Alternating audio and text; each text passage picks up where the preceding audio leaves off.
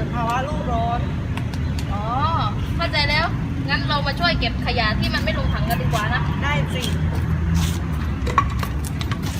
เนี่ยคนเรามักง่ายกินแล้วไม่ค่อยเก็บ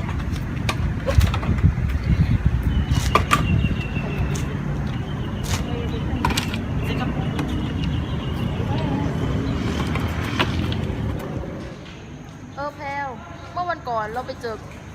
กลุ่มของป้อนด้วยนะมันชวนกันไปซิ่งรถก็แต่งท่อก็ดังแล้วยังมีควันขโมงมาจากท่อรถด้วยจริงเหรอมันเป็นสาเหตุสำคัญเลยนะที่ทำให้เกิดภาวะแก๊สเรือนกระจกก็เพราะว่าจากควันขโมงจากรถอ่ะมันจะส่งผลให้เกิดก๊าซคาร์บอนไดออกไซด์ส่งผลให้ระบบโอโซนของชั้นบรรยากาศเสียเราก็ไม่น่าทำไมพวกกลุ่มป้อนถึงต้องทำแบบนี้ด้วยเราไม่เข้าใจมันเกิดจากความมักง่ายนึกสนุกรักสนุกของแต่ละคนก็เลยทำให้เกิดปัญหาโลกเนี่ยที่เขาบอกว่ารถซื้อมาดีๆยังพาไปจัดเปย์อีกไม่ไหวจริงๆไอ้พวกนี้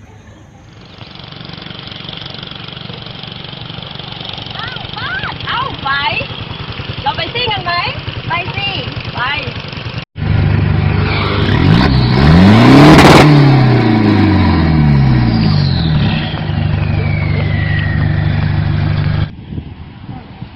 กระทืบดังทำไมเห็นไหมควันออกมาขนาดนี้มันทำให้เกิดมลพิษในอากาศเดี๋ยวก็ทำให้เกิดปรากฏการณ์เรือนกระจกหรอกปรากฏการณ์เรือนกระจกอะไรของเจี๊ยบลองเข้าไปดูกันบ้างนะว่าปรากฏการณ์เรือนกระจกส่งผลอะไรต่อโลกของเราบ้างไม่ใช่วันๆเอาแต่ซิ่งอะไรของเจี๊ยบ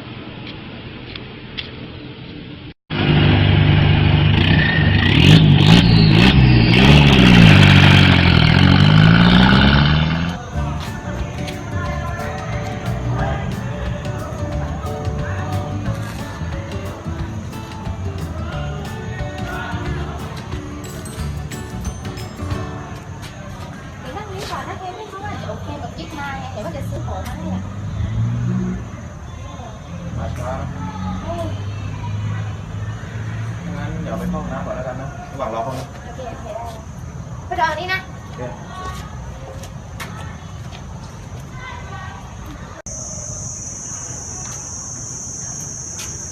อ้าวพลอยทำไมอยู่อ่ะรอเควินจ้ะคิวไปไหนอ่ะห้องน้ำเดี๋ยวซื้อเหล้ากับน้ำมาฝากใช่มีทั้งเหล้ามีทั้งสินใส่ต้นน้ำกินได้เลยนะพลอยขอบใจจ้ะได้รับได้เลยดูเลยมันก็สินใส่ละลายเหมือนแล้วอ่ะแต่ทำไมมีแต่โฟมกับถุงพลาสติกแค่นั้นเลยอ่ะถ้าเราไม่ใช้นี่เราจะใช้อะไรมากินกันล่ะนี่เขาไม่ใช่ของใบตองใช่ไหมเฟรมใช่แต่ทำไมในตัวเนี่ยไม่ที่จะบอกเนี่ยเพราะว่าโฟมถุงพลาสติกพวกนี้นะมันทำให้เกิดก๊าซภาวะเรือนกระจกไงแล้วก็ทำให้โลกร้อนด้วยด้วยเพราะว่าเรือนกระจกคืออะไรอ่ะเกิดศึกษาเลยใช่ไหมเดี๋ยวจะหาทีก็ดูซีรีส์ได้ฟังไม่สนใจเรื่องนี้เลยอ่ะนี่ก๊าซเรือนกระจกนะจ๊ะก็คือแก๊สที่กระจายขึ้นสู่บรรยากาศทำให้สู่ห้องอากาศเนี่ยมันเกิดความร้อนแล้วก็ความร้อนนั้นเนี่ยมันจะมาถ่ายเทลงสู่โลกของเรายังไงจะทำให้โลกร้อนเนี่ยที่โลกร้อนก็เป็นแบบเนี้ยคิดว่าใส่ของแบบนี้แล้วมันโอเคไงและเห็นแม่โลกร้อนเนี่ยเข้าใจแล้วใช่เดี๋ยวนี้เขาก็รณรงค์อยู่นะว่าไม่ให้ใช้โฟมไม่ให้ใช้ถุงพลาสติกเนี่ยแต่ว่ายังใช้อยู่รณรงค์ไปเลยนะเฟรมขอบใจแล้วที่ทำไงดีอ่ะเราทิ้งเหรอไม่เสียใจอีกอ่ะโอ้ยเด็กเก่งแล้วทิ้งกันเถอะถือว่าข้างหน้าต้องไม่ตัดนะเฟรมนะใช่ก็อย่างว่าสมัยนี้ความทันสมัยมันบังคับใช่เห็นด้วยเพราะว่าคิดว่าเราต้องล้างจานแล้วมันกี่ถุงอ่ะด้วยถุงเดียวของอันกินเอาเควินแล้วคิวจะไปทานทีเหรอเควินห้องน้ำลืมตามเควินกันได้แล้วกินพร้อมกันโอเคเดี๋ยวเรานั่งรอนะแต่ว่าขอบใจนะที่แบบมาพูดเราฟังด้วยว่ามันคืออะไรโอเคนั่นแหละเป็นความรู้แล้วก็จำแล้วได้บอกจ้าแบบนั้นจ้าโอเคเดี๋ยวนั่งรอเลยเนาะโอเครีบมานะจ้า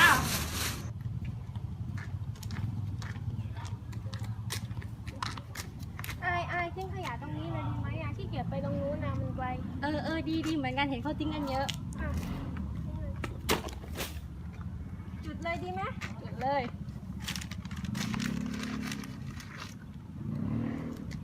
รีบจุดอย่าคนเห็นเฮ้ยพวกเธอทำอะไรกันน่ะไม่เห็นเหรอว่าเผาขยะอีว่านี่เผาขยะมันไม่ดีนะมันจะทำให้โลกของเราร้อนขึ้นนะทุกวันนี้ยังร้อนไม่พออีกเหรอก็ขี้เกียจเดินไปยังถังขยะมันไกลคนอื่นก็เห็นเผากันว่ะดูสิข้างหลังอ่ะ ดับก่อนมันจะทำให้เกิดภาวะเรือนกระจกนะ มันจะทำให้โลกของเราร้อนมากยิ่งขึ้น เธอรู้ไหม โอเค เดี๋ยวเราหิ้วขยะไปทิ้งในถังขยะก็ได้ ไปเดี๋ยวเราช่วย ขอโทษแล้วกันนะ ไม่เป็นไร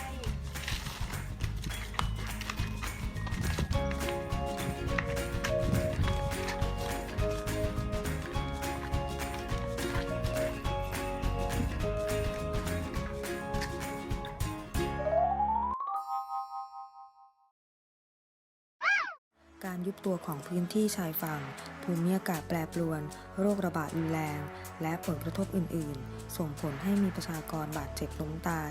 ทิ้งที่ทำกิน และที่อยู่อาศัยเป็นจำนวนมาก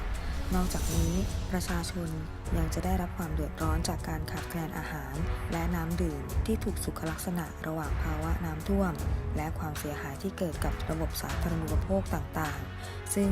โดยมากผู้ที่จะได้รับผลกระทบรุนแรงที่สุด จะเป็นประชาชนที่มีความยากจน และไม่มีทุนทรัพย์พอที่จะป้องกันผลกระทบ เนี่ยที่หอพักเราก็มีเหมือนกันนะ มันจะมีพวกนักศึกษากลุ่มหนึ่งอะที่ชอบเอาขยะไปทิ้งแล้วไม่ลงถังแล้วมันชอบจุดไฟเผากันแล้วควันก็ขึ้นเต็มเลย ทำไมมันไม่เอาตัวอย่างกลุ่มขั้วแตงแบบนี้บ้างอะที่ว่ารณรงค์ลดโลกร้อนด้วยการไปปลูกต้นไม้ มันจะช่วยลดภาวะโลกร้อนแก๊สเรือนกระจกได้เยอะเลยนะ